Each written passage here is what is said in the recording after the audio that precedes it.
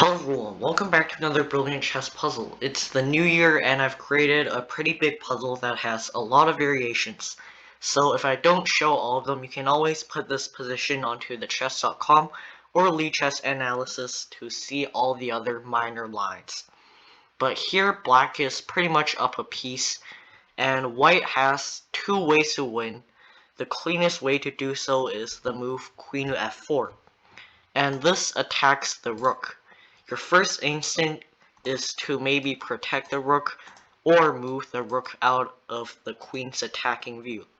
So what happens if black plays rook back to c8? Well, this allows the move queen to h2 where it's actually mate in 7 in this position. The best defense is h6, but after bishop to d4 with the threat of taking the pawn on h6, black can't take back since the pawn's pinned. Best move is bishop to king to h7. Bishop to g5 will come in a second. White can unleash the brilliant move bishop takes g7, and it's just simply mate in a few more moves. And in this position, you can see pretty much all of white's pieces are in the attack. The two rooks laser beam the f and h file. The queen supported by the rook. The bishop also has done a lot within the past few moves. But this is only one variation and there are some more that I like to show you. Another move that might look good for black is rook to d7. However, this still gives white a very big advantage, although it's quite hard to see why. But I'll zoom up to what happens if both sides play the best move. So it's quite hard to explain some of these moves while others are fairly obvious, but I won't go over all of them in detail since it's quite hard to explain, and here's just simply mate. You can't stop queen to h8, although you can delay for one more move, and then you can play any move, and it's simply mate with queen to h8. Although I didn't explain every move and why it was made, you can once again always put this position onto an engine of Lichess or chess.com. Another move that's considered best by the engine is the move bishop to g5. But after queen x g5, it's just mate in 6.